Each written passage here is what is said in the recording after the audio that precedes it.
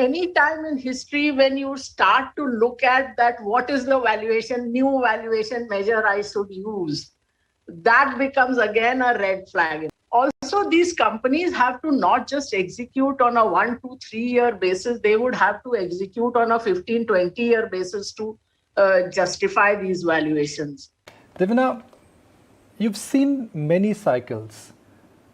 The boom and the bust of TMT, the rise and the fall of infra, and now startup which have become the new tech companies. What is your understanding of this entire new tech cycle? Is this fad, mania, or an indication of what lies ahead? Hi, Nikunj. Okay, yeah, you're right that one has seen too many cycles, and sometimes I wonder whether having too long a memory is a positive or a negative. In fact, very recently, I was reading about this IPO frenzy on the Paris bourse back in 1881. So IPO frenzies are not quite a very recent phenomena, and that this was, it said, like, even shortened prospectuses used to be handed out along with food and at food stalls and so on. So this new listings catching the fancy of people is a very old phenomena, and in India also you have seen, and obviously everybody remembers the Reliance Power, which was such a hot IPO, and that went bust. But even others like DLF was a hot IPO. It listed and doubled from the IPO price for the next few months, and since then has not even seen the IPO price again. On the other hand, Infosys was an undersubscribed IPO, which not many people would remember.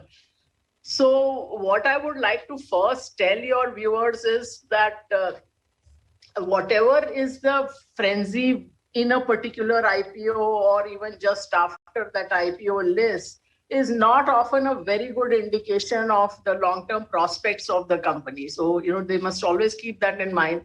And coming back to your question of this new age tech, first of all, I mean, many of them are not really tech companies. They are just using a digital platform to access customers, which is a very different thing from saying that their core competence is technology, which it is not. So therefore, entry barriers often are not, I mean, almost always, why I should say often, it's almost always not that is not the barrier. Mostly the barrier is how much money can you spend to get to the customers.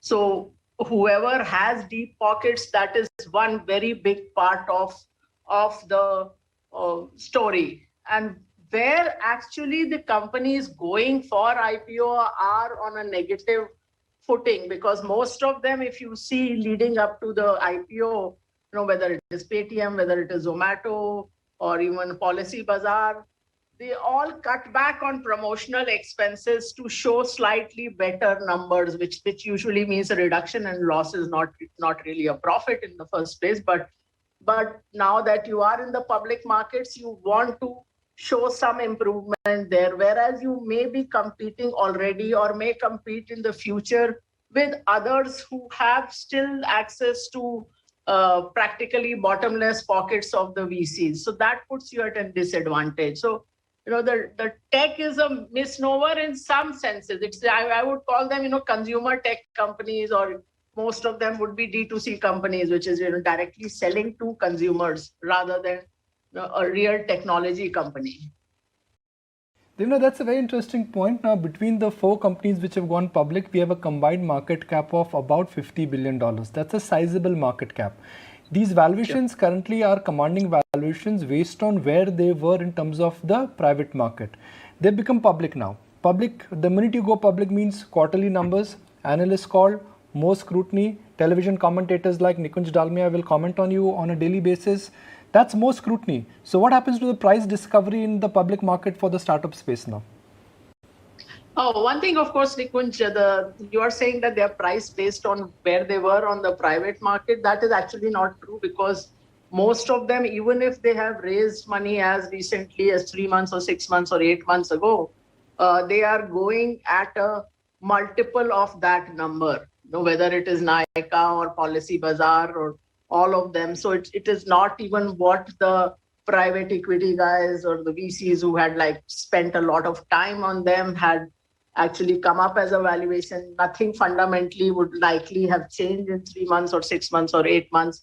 But now the public markets are expected to and maybe are willing to pay a big multiple to that. So that's the word of caution right there.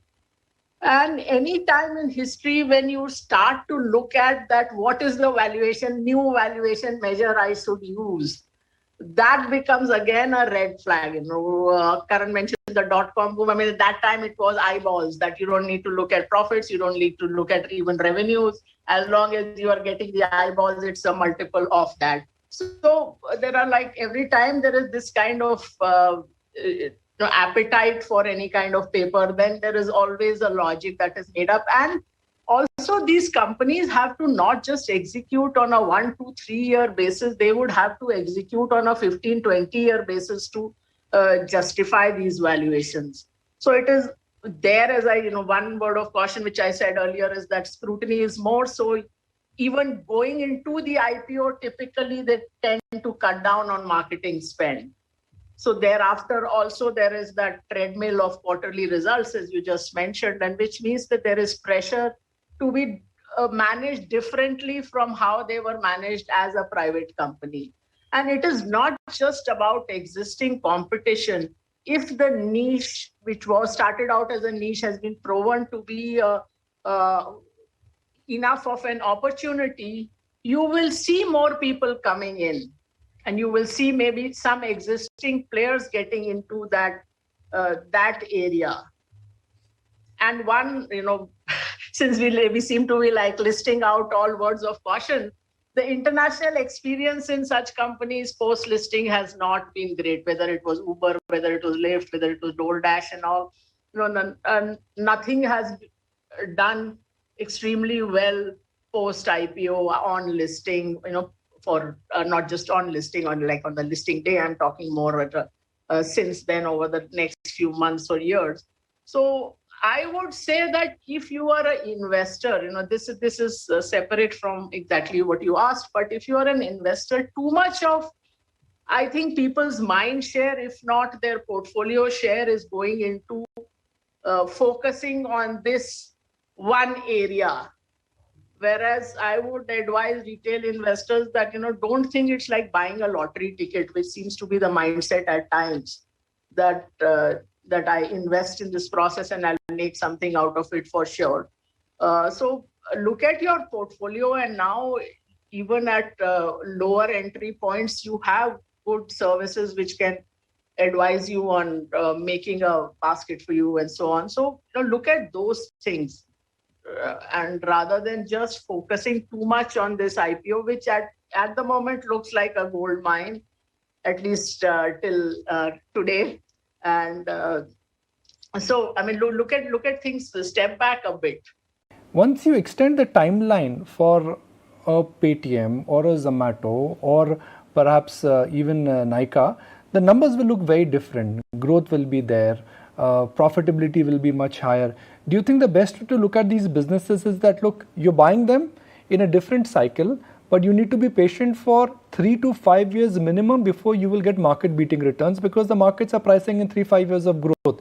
Is extending the timeline a different way of looking at them, Devina? Whenever you extend the timeline, Nikunj, you are increasing the uncertainty, and these are new companies. I'm talking even about companies with a long history. Some years back, we did this exercise of all BSE listed companies and said that let us see whether they have shown any profit growth every year. So just that profit growth was greater than zero in every single year for 20 years. And out of those thousands of companies, we came up with a list, I think, of somewhere around 25 companies who had met even that minimal test. Whereas when, as analysts, people are punching in the numbers for and doing a forecast, whether it is for cash flows or profits, it is like growth every year is a given. No, growth every year is, even at any growth, is not a given. And then if you look at these businesses, as Nitin also mentioned, that in many businesses, the moats are not that high. So once you have a proven model, you will also have, besides the players you already have coming in, you look at Paytm, for instance, you look at not just the market share, but even its market leadership position, where it is on the league tables, and you will see it dropping every year in the last 4 or 5 years. So about last 4 years or so. So that is the problem, that if it's attractive enough, more people come in. They are also funded. So you don't know what the whole scenario would be like 4 years or 5 years hence. In a very different time. I remember about 20 years ago, Hindustan Lever was getting into atta. And at that time, I had met Amul, and I said, like, what do you think? And they said, we don't think it's an attractive market. But if Levers manages to prove that it is an attractive market, we will get in.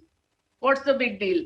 So many times people also wait for a business model to be proven, and then more people jump in. So, दिल को बहलाने को ख्याल अच्छा है कि it will be justified maybe 5 years, 10 years later. Who knows? I mean, and you are already, the point is that even if, let us say, they deliver on all that they have said they will deliver on, isn't that already priced in? That is the second question. That is, if they do all of what they're supposed to do, it's probably already in the price, not in every single IPO, but I'm saying broadly as a category. Whereas if they slip up at any time, there is more competition. That then means that you paid too much. So that is the thing. And also, it is that whether I often debate this internally, that whether it is a good thing or a bad thing to have earnings. Nykaa has you can calculate a PE, and you can also compare with, let us say, an Alta in the US, which is in a similar business. If you don't have a PE, then you are scrambling around for what innovative valuation parameter to use to justify it. I have seen reports which are saying that this is the PE on 15 years out earnings. I mean, is that even? I have it's good for a laugh, but really, I mean, who knows what the situation will be 15 years from now, especially in a market which itself, you are not talking of something, Hindustan Lever, or you can still say that you have some visibility of 10 years ago. Maybe that also is not clear, but maybe I'm saying that something which has been in existence only for a handful of years, what visibility do you have for 10 years? So, I mean, you are pricing it to perfection, assuming all of that gets executed. That's the point. I'm not putting a gun to your head, but if I literally put a gun to your head and say that, look, this is out of the startup companies or the new tech companies, if I'm forcing you to buy one for next 5 years, would you buy anyone? Not really. That is less than 30 seconds. Not at these valuations. Okay, great. Honest answer, great answer.